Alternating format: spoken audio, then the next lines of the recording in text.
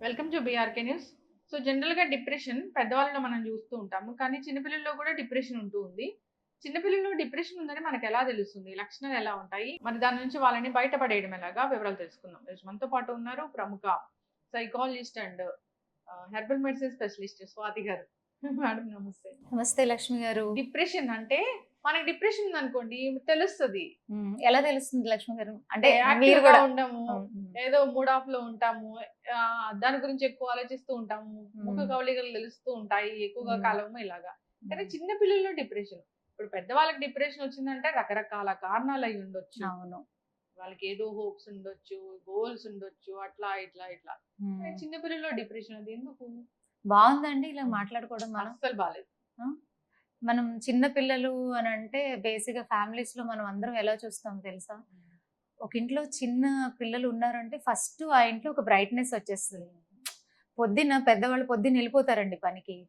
Evening ఎప్పుడో వస్తారు. ఒకప్పుడైతే ఓన్లీ ఫాదర్ వర్క్ చేసేవాళ్ళు. ఇప్పుడు మదర్, ఫాదర్ ఇద్దరు వర్క్ చేయాల్సినటువంటి ఎన్విరాన్మెంట్ కాంపిటీటివ్ వరల్డ్ అయిపోయింది. అన్నిట్లికి మనీ. అవునా కదా? సో దానికోసం వాళ్ళు పరిగెడుతూ ఉంటారు. సో రకరకాల స్ట్రెస్ ఉంటాయి. ఆఫీస్ స్ట్రెస్ ఉంటది. ఒకప్పుడైతే హెల్త్ ఇష్యూస్ ఎప్పుడో ఒక 40, 50లో వినేవాళ్ళం. ఇప్పుడు చిన్న ఏజ్ నుంచే 20, 30 ఇయర్స్ నుంచే మనకి హెల్త్ ఇష్యూస్ కూడా ఉంటాయి. రకరకాల స్ట్రెస్‌లు ఉంటాయి. కానీ ఇంటికి రాగానే చిన్న పిల్లల్ని చూడగానే అందరూ మర్చిపోతారండి. It's a natural medicine. దానికి కన్సల్టేషన్ ఉండదు. మీరు ఫీజు కూడా ఖర్చు పెట్టక్కర్లేదు. అన్నీ మర్చిపోతారు బాధలన్నీ. సో అలాంటి పిల్లల గురించి అంటే మనం చిన్న పిల్లల నుంచి 15 ఇయర్స్ లోపల పిల్లలు కూడా మనకి ఒక ఎనర్జీని ఇస్తారు. పేరెంట్స్ లో ఒక కాంపిటేటివ్ స్పిరిట్ ని పెంచుతారు. సో వాళ్ళని చాలా బిజీ చేస్తారు. చేస్తారు. వాడికి ఎంత 13 నెలలే ఇప్పుడు. చాలా బిజీ అయిపోయాను అనిపిస్తుంది. అంటే ఈ పనుల వల్ల కాదు, వాడి వల్ల. అవునా? అంటే ఆ బిజీ ఎలా అనిపిస్తుంది మీకు? అంటే ఇక్కడంటే మీకు వర్క్ అన్నాక ఏ వర్క్ అన్నా స్ట్రెస్ అనిపిస్తుంది. మీ అబ్బాయితో స్ట్రెస్ అనిపిస్తుందా? స్ట్రెస్ బస్టర్ అనిపిస్తుందా? స్ట్రెస్ ఉండదు. అవునా? సో అలాంటి పిల్లల కోసం మనము డిప్రెషన్ అని మాట్లాడుకుంటుంటే నిజంగా బాగా అనిపించట్లేదు నాకు. కానీ పెరుగుతున్నాయి. ఇప్పుడు 100 మంది పిల్లలు 20% ఇప్పుడు ఆల్రెడీ డిప్రెషన్ కి గురి అవుతున్నారు. మీరు famous psychotherapy, psychology hospitals, psychiatry hospitals అంటే ఎలాగంటే క్యూ లాగండి పిల్లల్ని పట్టుకుని పేరెంట్స్ నుంచుంటున్నారు. అన్ని అంటే ఇప్పుడు పాపం వాళ్ళు కష్టంతో ఏదైతే వెనకేసుకొని ఒక హ్యాపీ లైఫ్ పిల్లలతో గడపాలనుకుంటున్నారు వాళ్ళు ఇప్పుడు హాస్పిటల్స్ లో గడుపుతున్నారు. ఏ మూమెంట్ లో పిల్లలు ఎలా బిహేవ్ చేస్తున్నారు, దేనికి ఎలాగ డిప్రెస్డ్ అయిపోతున్నారు, అమ్మో వాళ్ళు నెక్స్ట్ మూమెంట్ వాళ్ళని పక్క వదిలితే ఏమైపోతారు, ఏం చేసుకుంటారు అనే భయంతో రోజులు వెళ్తున్నాయి. అలాంటి రోజులు వచ్చేసాయి. ఎందుకు, దీనికి కారణం ఏంటి అనేది చాలా అవసరం. ఉన్న సిచ్యుయేషన్ అయితే సరిచేయాల్సిందే. సరిచేయకపోతే వీళ్ళు 20% ఉంది, రేపు 30%, 40.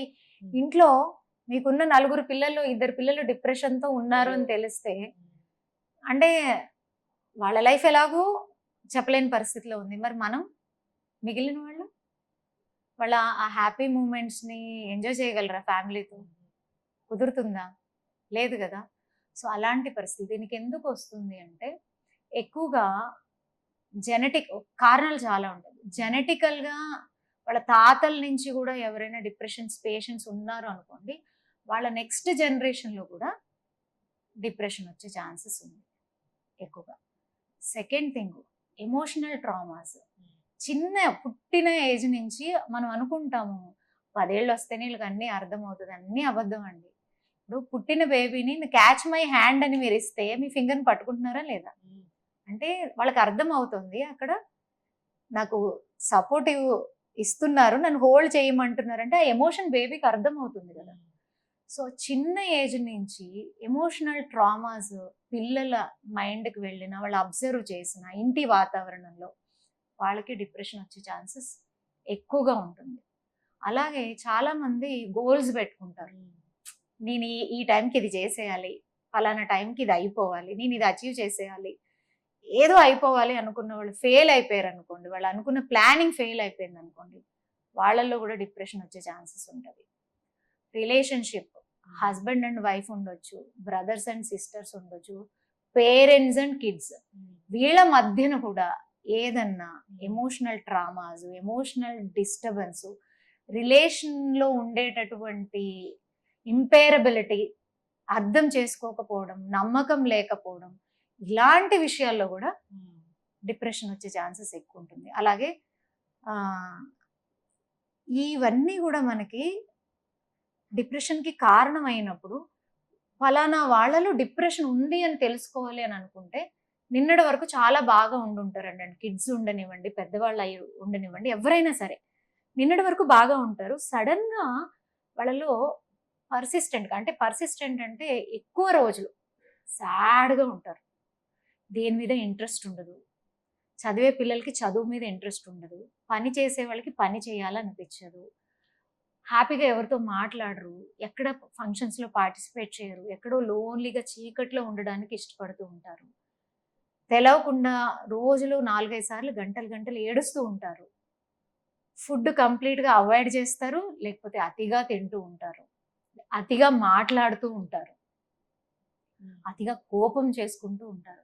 ఇవన్నీ ఎక్కువ రోజులు 3 వారాలు 4 వారాల కన్నా ఎక్కువగా మనకి కనిపిస్తూ ఉంటుంది. పిల్లల్లోనైనా పెద్దల్లోనైనా ఇట్స్ ఎ రెడ్ సిగ్నల్ వాళ్ళు డిప్రెషన్లో ఉన్నారు అని. సో ఇవి గమనించుకోండి, మనలో ఉన్నాయా, మనతో ఉన్న వాళ్ళలో ఉన్నాయా. సో ఇలాగ ఉన్నప్పుడే మనం ఫస్ట్ స్టెప్ తీసుకోవాలండి. తీసుకోకపోతే ఆ తర్వాత మనకి సొల్యూషన్ ఎప్పుడు వస్తుందని చెప్పలేము. కొంతమందికి 1 monthలో రావచ్చు, కొంతమంది లైఫ్ లాంగ్ ఉండొచ్చు. లైఫ్ లాంగ్ డిప్రెషన్లో ఉంటూ మెడిసిన్స్ వాడుతున్నటువంటి కేసులు చాలా ఉన్నాయి. ఇంకొకటి చెప్తాను, మనం పిల్లల్లో డిప్రెషన్ గురించి మాట్లాడుకుంటున్నాం కాబట్టి పిల్లల్లో డిప్రెషన్ ఎందుకు వస్తుంది అని అంటే, మనము యాక్చువల్గా ఇలాగ మనం మాట్లాడితే చాలామంది పేరెంట్స్కి బాధ కలుగుతుంది. ఎందుకు అంటే పేరెంట్స్ ఒక ఆలోచన ఎలాగ ఉంటుంది అంటే, ఆ పేరెంట్స్ పెరిగిన కొన్ని వాతావరణాలు ఉంటాయి, వీళ్ళు దాన్ని ఒక డిక్షనరీగా రాసేసుకుంటారు. నా లైఫ్ ఇలా ఉండింది, నేను ఇలాగ అనుభవించాను, నేను ఇది సాధించలేకపోయాను, సో అందుకని నాది అవ్వకపోతే అవ్వకపోయింది, నేను ఇప్పుడు అన్ని రకాలుగా నేను ఎందుకు స్ట్రాంగ్గా ఉండాలంటే నా పిల్లల లైఫ్ని నేను మార్చాలి అని అనుకుంటారు. దాంట్లో తప్పు లేదు. పేరెంట్స్గా మనం పిల్లలకి మంచి కోరుకోవడము, మంచిగా ఆలోచించడం, ప్రొటెక్టివ్గా ఉండడంలో తప్పు లేదు. కానీ అదే మంచి, అదే ప్రొటెక్టివ్నెస్, అదే కేరింగ్ అంటే పిల్లల డ్రీమ్ని మర్చిపోయి మన డ్రీమ్ పిల్లలను చూస్తాం చూడండి, అప్పుడు డిప్రెషన్ మొదలవుతుంది 100%. ఇప్పుడు పిల్లలకి కూడా వాళ్ళ ఇంట్రెస్ట్లు, ఇష్టాలు ఉంటాయండి. కానీ ఇప్పుడు సొసైటీ ఎలా ఉంది చెప్పండి. ఇప్పుడు మనం గమనిస్తే పిల్లల విషయంలో ఫేమస్ ఏంటి అని అంటే, మీకు ఎడ్యుకేషన్కి చాలా ఇంపార్టెన్స్ ఇస్తారు. ప్రతి పేరెంట్కి కూడా ఉంటుంది, నా పిల్లలు డాక్టర్ అయిపోవాలి, ఇంజనీర్లు అయిపోవాలి, కలెక్టర్లు అయిపోవాలి, లేదా ఐఏఎస్ ఆఫీసర్లు అయిపోవాలి అని వీళ్ళ డ్రీమ్ ఉంటుంది. అది వాళ్ళ డ్రీమ్ ఏది ఉంది అనేది మనము అర్థం చేసుకోము. అదే వాళ్ళకి పియర్ ప్రెషర్గా మారిపోతుంది. ప్రెషర్ ట్రిగర్ చేస్తుంది వాళ్ళలో. మనం పిల్లలు ఒక ఏజ్కి వచ్చిన తర్వాత మేబీ చూడండి 5th 6th క్లాస్ వరకు ఏదో చదువుతారు, ఓకే, అక్కడ వాళ్ళు చెప్తూ ఉంటారు అప్పుడప్పుడే వాళ్ళ డ్రీమ్స్. నాకు డాన్సర్ అవ్వాలని ఉంది కొంతమంది అంటారు, కొంతమంది నేను ఐఏఎస్ ఆఫీసర్ అవ్వాలని ఉంది అంటారు, కొంతమంది లేకపోతే నేను సైంటిస్ట్ అవ్వాలి, లేకపోతే నేను మంచి సింగర్ అవ్వాలి, లేకపోతే నేను మంచి ఆర్టిస్ట్ అవ్వాలి, ఇలాగా వాళ్ళదైన డ్రీమ్స్ ఉంటాయి. అప్పుడు మనం అవన్నీ వినము, అదంతా నాకు తెలియదు, నువ్వు ఇలా చదవాలి, చూడు మన చుట్టాల పిల్లలు ఎలా చదివారు, మన పక్కన వాళ్ళ పిల్లలు ఎలా చదివారు అని కంపారిజన్స్ చేస్తారు. వీళ్ళకి తెలవకుండానే ఆ పిల్లల మానసిక స్థితి పాడవడానికి పేరెంట్స్ ఎక్కడో అక్కడ మనం కారణం అవుతున్నాం. నిజంగా అందరూ ఇంజనీర్సే సంథింగ్ గ్రేట్ అంటే ఇవాళ వరల్డ్ ఇలా ఉండదు. మీరు మీడియాలో ఉన్నారు, మీరు దీంట్లో ఒక మంచి పేరుని సాధించగలిగారు అంటే ఇది మీ ఇంట్రెస్ట్తో. Is it giving you happiness are not? Maybe మీరు 1 lakh 2 lakhs అర్న్ చేస్తున్నారు, ఇంజనీర్ కూడా అదే అర్న్ చేస్తున్నాడు, ఇంకెక్కువ ఇంజనీర్ ఎక్కువ, అలాగే ఎలా చెప్తాము, ఇంకెక్కువ అర్న్ చేస్తున్నారు కదా. అంటే మీరు ఇంజనీరింగ్ చదివిన వాళ్ళ కన్నా ఇవాళ అదే ఇంజనీర్లు కొన్ని వేల మంది వాళ్ళకున్న సమస్యల్ని మీరు రిలీజ్ చేసే వీడియోస్ని చూస్తూ వాళ్ళ సొల్యూషన్ని వెతుక్కుంటున్నారు. అంటే ఏ ప్రొఫెషన్ కూడా తక్కువ కాదండి, ఏది కాదు. సో మనం పేరెంట్సే ఎక్కడో మారాలండి. మనం పేరెంట్స్ ఎలాగ ఆలోచించాలంటే, ఫస్ట్ మన పిల్లల మెంటల్ అండ్ ఫిజికల్ హెల్త్ ఎక్కడైతే స్ట్రాంగ్గా ఉంటుందో వాళ్ళు ఏది ఇష్టపడుతున్నారో దాన్ని మనం ఎంకరేజ్ చేయాలి. నేను మీకు ఒక సక్సెస్ స్టోరీ కూడా నేను విన్నానండి, డైరెక్ట్గా కలిసిన ఫ్యామిలీ నేను చెప్తాను. వాళ్ళ పిల్లలు నిజంగా ఒక బాబు వరల్డ్‌లోని టాప్ ఇన్ఫర్మేషన్ టెక్నాలజీకి సంబంధించిన కాలేజీల్లో టాపర్ ఉన్నాడు. ఒక అబ్బాయి కూడా రీసెంట్‌గా మన ఐఐటీలో వచ్చింది అబ్బాయికి కూడా. సో నేను వాళ్ళ ఇంటికి వెళ్ళినప్పుడల్లా అంటే వేరే పేరెంట్స్‌కి వాళ్ళకి నేను కొన్ని గమనించేదాన్ని. ఎప్పుడూ నవ్వుతూ, ఫ్రెండ్లీగా వాళ్ళతో కమ్యూనికేట్ చేస్తూ, నాన్న నీకు ఏది కావాలి? ఓకే. ఈ విషయం ఇది. వాళ్ళు ఎక్స్‌ప్లెయిన్ చేయడం. వాళ్ళు ఏదైనా షేర్ చేసుకున్నప్పుడు ఆ పేరెంట్స్ విని, ఓకే నువ్వు చెప్పిన దానికి ఇది ఉంది. Take your own decision. Not our decision. Take your own decision అన్న ఒక ఫ్యామిలీని నేను చూసాను. వాళ్ళకి నచ్చినవి కూడా వీళ్ళు నేర్పారు. ఒక బాబుకి గిటార్ ఇష్టం. ఒక బాబుకి హార్స్ రైడింగ్ ఇష్టం. వాళ్ళ ఇష్టం ఉన్నదాన్ని నేర్పించారు. క్రికెట్ కూడా ఇష్టం ఒక బాబుకి. ఆ పెద్ద బాబుకి హార్స్ రైడింగ్, క్రికెట్ కూడా ఇష్టం ఉంటే పేరెంట్స్ కన్సర్న్ తీసుకుని వాళ్ళ చదువుతో పాటు ఇది ఇవ్వడం ద్వారా దే అచీవ్డ్ సంథింగ్ గ్రేట్. నేను వాళ్ళని పిల్లలతో జస్ట్ కమ్యూనికేట్ చేసినప్పుడు నేను అడిగినప్పుడు how you are able to do it అని అడిగినప్పుడు పిల్లలు చెప్పారు, ఆంటీ అమ్మ వాళ్ళు ఎప్పుడు మాకున్న డ్రీమ్స్ కి సపోర్ట్ చేసుకుంటూ వచ్చారు. Just we tried their dreams, we are able to achieve it అని చాలా బాగా అనిపించింది. సో ఎక్కడో ఆ బ్యాలెన్సింగ్ అనేది చాలా ఇంపార్టెంట్. అప్పుడు ఇద్దరి డ్రీమ్స్ ని కోపప్ చేసేటటువంటి వాతావరణాన్ని క్రియేట్ చేసేటటువంటి ఒక అవకాశం పేరెంట్స్ లోనే ఉంటుందండి. అది చాలా ముఖ్యం. మీకు ఇంకొక కేసు చెప్తాను. పేరెంట్స్ చాలా కష్టపడి ఆ అబ్బాయికి సివిల్స్ కి ప్రిపేర్ చేశారు. చాలా ఎఫర్ట్ పెట్టాడండి అబ్బాయి. ఎఫర్ట్ పెట్టి సివిల్స్ కి తను అటెంప్ట్ చేయడం జరిగింది. అబ్బాయి ఫెయిల్ అయ్యాడు. ఫెయిల్ అయిన అబ్బాయి అంటే పాపం హీ హాస్ గివెన్ 100%. వాళ్ళ తల్లిదండ్రుల కష్టము అన్ని బాధ చూసి తనకు అనిపించింది తన బెస్ట్ ఇవ్వగలిగాడు. ఇచ్చిన తర్వాత ఫెయిల్ అయిన తర్వాత అబ్బాయి ఇంటికి వచ్చినప్పుడు మా కర్మరా, ఏ జన్మలో పాపం చేసుకున్నామో, మా డ్రీమ్స్ అన్ని వదులుకొని నీ కోసమే రూపాయి దాచి నిన్ను ఇంత కష్టపడి నిన్ను ముందుకు తీసుకెళ్తే నువ్వు మాకు ఇచ్చేది ఇదేనా? నీ గురించి ఆల్రెడీ చుట్టాలు అందరిలో నువ్వు ఫేమస్ అయిపోయావు. ఈ వే కమ్యూనికేట్ చేసే పేరెంట్స్ కూడా ఉంటారు, అందరూ ఉండరు అలాగా. అంటే వాళ్ళు తెలిసి చేస్తారో తెలియక చేస్తారో, ఆలోచించి చేస్తారో ఆ పేరెంట్స్ కూడా ఎంతో అప్ అండ్ డౌన్ చేసి ఉంటారు కదా. ఎన్నో వాళ్ళు కూడా చేయలేని అవకాశాలు ఉంటాయి కదా. సో ఏదో ఒక కారణాల వల్ల వాళ్ళు కూడా అలా బిహేవ్ చేస్తారు. ఇక్కడ మనం ఓన్లీ బిహేవియర్ గురించి మాట్లాడుకుంటున్నాం, ఒక బిహేవియర్ ఎంత ఎఫెక్ట్ చేస్తుంది అని. సో అబ్బాయి కమిట్ చేసేసుకున్నాడు. మీరు అలాంటి పిల్లలు షేర్ చేసుకుంటారండి అలాంటి సిచ్యుయేషన్ వచ్చినప్పుడు. అలాంటి టైంలో మనము కాపాడుకోలేకపోతే డిప్రెషన్లో కన్నా వెళ్ళిపోతారు, ఇలాగన్నా వెళ్ళిపోతారు. నేను మా చిన్నప్పుడు నా కళ్ళారా చూసి జరిగిన ఒక సిచ్యుయేషన్ చెప్తానండి మీకు. మా ఇంటి ఎదురుగుండానే ఉండేవాళ్ళు. ఆ అబ్బాయి వాళ్ళ అమ్మమ్మ గారి ఇంటికి చదువుకోవడానికి వచ్చాడు. ఎందుకంటే వాళ్ళ ఊర్లో హయ్యర్ ఎడ్యుకేషన్ ఫెసిలిటీస్, కాలేజెస్ అవి లేక వాళ్ళ ఊర్లో వాళ్ళు బాగా కోటీశ్వర్లు, రిచ్. వాళ్ళు ఏంటంటే ఆ ఊర్లో ఒక పెద్దవాళ్ళు ఒక చాలా గుర్తింపు ఉంది. ఉంటే ఆ అబ్బాయికి స్టడీస్ ఇష్టం లేదు. ఆ అబ్బాయి వేరే ఏదైనా నేర్చుకుందాం అంటే ఇలా మొత్తం కజిన్స్ అందరూ కూర్చుని వాడిని మోటివేట్, అలా కాదు నాన్న, మన ఊర్లో ఒక డాక్టర్ కావాలి, అలాంటిది నువ్వు మన ఇంటి నుంచి అవ్వాలి, నువ్వే డాక్టర్ అవ్వాలి, నువ్వు ఎలాగన్నా చేయగలవు అని ఫోర్స్ చేసి అబ్బాయిని ఎలాగా పడితే ఎలాగా ఇన్ఫ్లుయెన్స్ చేసి వాళ్ళ అమ్మమ్మ గారి ఇంటికి పంపించారు. మా ఇంటి ఎదురుగుండానే, నేను అప్పుడు 6th or 7th ఉండేదాన్ని. మా చిన్న తమ్ముడితో ఆడుకోవడానికి వచ్చేవాడు అబ్బాయి. అయితే అబ్బాయి ఇంటర్ వరకు అక్కడే చదువుకుంటూ ఉన్నాడు. ఆ ఇంటర్లో ఉన్నప్పుడు అబ్బాయి ఒకరోజు మా వీళ్ళిద్దరు మంచి ఫ్రెండ్స్ కాబట్టి, చూడండి ఇలాంటివి మనం జాగ్రత్తగా గమనించుకోవాలి. ఇలాంటి అవకాశాలు వచ్చినప్పుడు మనం ఒక వేకప్ కాల్గా మారాలి, వాళ్ళకి సపోర్ట్గా మారాలి. ఇలాంటి సిచ్యుయేషన్స్ చాలా మందికి జరుగుంటాయి. అట్లీస్ట్ ఇక్కడి నుంచి అన్నా మనం కొంచెము ఇవన్నీ గమనించుకోవాలి అనే ఒక ఆలోచన, చిన్న మెసేజ్ ఇవ్వాలనిపించింది. సో అబ్బాయి మా తమ్ముడి దగ్గరకు వచ్చి, ఒరే నేను చదవలేకపోతున్నాను, నేను ప్రయత్నిస్తున్నాను, నేను ఎంత కూర్చొని చదువుదామన్నా అది నాకు తలలోకి వెళ్ళట్లేదు, నేను కూర్చుని చదవడం కూడా మా అమ్మా నాన్న అందరూ గుర్తొస్తున్నారు, వాళ్ళు నన్ను పంపించే విధానం గుర్తొస్తుంది, రేపు నేను సాధించలేకపోతే ఆ ఫెయిల్యూర్ అయ్యి నేను తల ఎత్తుకుని మా ఊరు వెళ్ళలేనురా, నీకు ఒక విషయం చెప్పాలిరా, దీని నుంచి నేను బయటపడడానికి వాళ్ళు ఎవరికి తెలవకుండా డ్రింక్స్ కూడా స్టార్ట్ చేశాను, నాకేం చేయాలో అర్థం కావట్లేదురా అని మా చిన్న తమ్ముడి దగ్గరే షేర్ చేశాడంట. చేస్తే మా చిన్న తమ్ముడు చెప్పాడంట, ఒరే నీ ఆలోచన ఇలా పెట్టుకోవద్దు, నువ్వు ఇలాంటి వాటికి వెళ్ళొద్దు, బెంగపడకు, ఏమైనా సపోర్ట్ కావాలి, వీడు బాగా చదువుకునేవాడు, నేను సపోర్ట్ చేస్తాను, ఇవన్నీ మనసుకి పెట్టుకోకు, అవసరమైతే నువ్వు అంకుల్ని కూర్చోబెట్టి నా పరిస్థితి ఇలా ఉంది అని చెప్పు, అన్ని దారులు వస్తాయిరా, లేదంటే ఏదైనా కోచింగ్ తీసుకుంది కానీ కౌన్సిలింగ్ తీసుకుంది కానీ నేను కూడా కావాలంటే సపోర్ట్గా వచ్చి నేను మీ పేరెంట్స్తో మాట్లాడతాను అని చెప్పాడంట. ఆ 2-3 డేస్ వాడు డల్గా ఉన్న, వీడికి అయినంత వీడితో పాటు ఇంకా ఫ్రెండ్స్ ఉంటారు, అందరూ పాపం పాజిటివ్గానే చెప్పారు.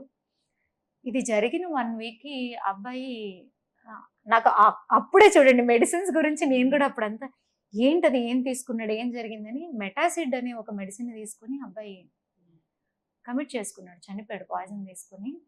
వాళ్ళ ఫ్యామిలీ అంతా రప్చర్, వాళ్ళు నిజంగానే చాలా మంచి ఫ్యామిలీ అండి, ఎంతో ఆదర్శంగా ఉండేవాళ్ళు, లేని వాళ్ళ పిల్లల్ని ఎంతోమందిని చదివించిన ఫ్యామిలీ వాళ్ళది. అంటే నేబర్స్ కాబట్టి అవన్నీ అబ్జర్వ్ చేస్తాం కదా, చాలా మంచి వాళ్ళు, చాలా స్పిరిచువల్ ఉండేవాళ్ళు. ఇంకా అబ్బాయి చనిపోయిన తర్వాత ఫ్యామిలీ కొలాప్స్ అయిపోయారండి. ఆ అబ్బాయి పాయిజన్ తీసుకుని ఇంకా చనిపోయే స్టేజ్లో ఉన్నప్పుడు మేమందరం వెళ్ళాం, నేను కూడా వెళ్ళి హాస్పిటల్ అబ్బాయి పరిస్థితి చూశాను. ఆ అబ్బాయి అప్పుడు ఆ మూమెంట్లో చనిపోయాడు, కానీ నేను నన్ను స్వాతి అక్క అని పిలిచేవాడు. ఆ అబ్బాయి చెప్పాడు, అక్క నేను బాగా అయిపోవాలి, నేను బాగా అవుతానా, నేను బ్రతుకుతానా, అంటే అలాంటి సిచ్యుయేషన్ నేను ఆ ఏజ్లో చూశాను. ఆ స్కూల్ పిల్లలందరినీ పిలిచి ఆ అబ్బాయిని పోస్ట్ మార్టంని చూపించారు. ఎందుకు పిలిచారు అంటే, ఇలాంటి తప్పు మీరు ఎవరూ చేయకండి, ఎంత భయంకరమైన అబ్బాయి చనిపోయిన రోజు మర్చిపోతామండి, వారం రోజులకు 10 రోజులకు ఫ్రెండ్స్ లాంటి వాళ్ళు మర్చిపోతారు, కానీ పేరెంట్స్కి ఫ్యామిలీకి ఎంత పెయిన్ అండి. ఆ టైంలో ఆ అబ్బాయిని కనుక తెలుసుకొని హ్యాండిల్ చేయగలిగి ఉండుంటే, అబ్బాయి షేర్ చేసుకోలేకపోయాడు, ఫ్యామిలీ మెంబర్స్ తెలుసుకోలేకపోయారు.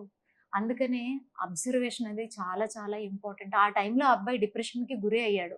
అక్కడ గనక ఇంకొంచెం ఏదన్నా అబ్బాయిని కాపాడుకొని ఉండున్నా, ఒక్కొక్కసారి నేను మా తమ్ముడు అనుకుంటూ ఉంటాం, అరే మనమన్నా వెళ్ళి అంకుల్తో చెప్పుండుంటే, అబ్బాయి ఇష్టపడలేదు ఫ్యామిలీతో షేర్ చేసుకోవడం, మా తమ్ముడి దగ్గర వద్దురా నువ్వేం చెప్పొద్దు అనే పరిస్థితికి వీడు వెళ్ళలేదు, కానీ ఎల్లుండుంటే అబ్బాయి బతికేవాడేమో.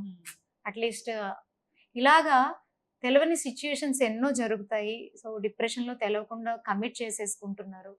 సో వీటికి మందు ఒకటే, ఫ్యామిలీ అబ్జర్వ్ చేస్తూ ఉండాలి, పిల్లలకి కొంచెం మైండ్ నుంచి స్ట్రాంగ్గా ఉండేటటువంటి విషయాల్లో హాలిడేస్ ఉన్నప్పుడు అలాంటి వాటిలో చేర్పించాలి. ఎంత ఖర్చు పెడతారండి, మా పిల్లోడికి పలానా కార్ ఇష్టం అని కారు కొనిపించే పేరెంట్స్ ఉన్నారు, లెక్కలు చూడకుండా. పలానా హోటల్కి వెళ్ళి తినిపించాలి, వాడికి ఇష్టం అంటే ఆ డబ్బులు స్పెండ్ చేసేటటువంటి వాళ్ళు ఉన్నారు. వాడికి పలానాది ఇష్టం అంటే దానికి ఎంత నరకమైన అనుభవించి దాన్ని వాళ్ళకి తెచ్చిచ్చే పేరెంట్స్ చాలా మంది ఉన్నారు. వాటికి పెట్టే బదులు అట్లీస్ట్ వాళ్ళకి హాలిడేస్ ఉన్న టైంలో వాళ్ళని మైండ్ని స్ట్రెంగ్త్ చేసేది, వాళ్ళు పాజిటివ్గా ఆలోచించేటటువంటి ప్రోగ్రామ్స్ సెషన్స్లో పిల్లల్ని పేరెంట్స్ ఎంకరేజ్ చేస్తే ఇలాంటివి మనం చాలా వరకు అవ్వకుండా చూసుకోగలుగుతాం. So depression is very dangerous.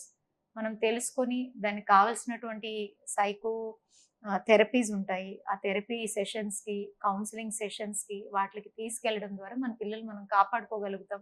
ఈ డిప్రెషన్ అనేటటువంటి మహమ్మారి నుంచి మనం బయటకు తీసుకురావగలం. కరోనా కన్నా డేంజర్ అండి. కరోనా రోగంలాగా వచ్చి కొన్ని రోజులు మిమ్మల్ని ఇబ్బంది పెట్టి ఆ తర్వాత మనుషులు కొంతమంది చనిపోతున్నారేమో, కానీ డిప్రెషన్ వచ్చిన వాళ్ళలో 99% కేసెస్ లైఫ్కి థ్రెటనింగ్ కేసెస్ పెరిగిపోతున్నాయి. సో ఇది కొంచెం ఆలోచించాలి. అవును, చక్కగా చెప్పారు స్వాతి గారు. డిప్రెషన్ పెద్దవాళ్ళలో చూస్తుంటాము, కానీ చిన్నపిల్లల్లో వస్తుందంటే నిజంగా మాట్లాడుకోవడానికే బాధాకరంగా అనిపిస్తుంది. సో మనం ప్రెషర్ చేయకూడదు వాళ్ళని, అసలు ప్రెషర్స్ ఎలాంటివి పెట్టకూడదు. అంతేకాదు చదువే కాదు ఇంకా చాలా ఉన్నాయి. సో దేంట్లో వాళ్ళు బెస్ట్ అనిపిస్తే అటువైపు వెళ్ళనిస్తే మంచిది. చక్కగా చెప్పారండి. అందరూ కూడా పేరెంట్స్ ఆలోచించాలని కోరుతున్నాను. ధన్యవాదాలు.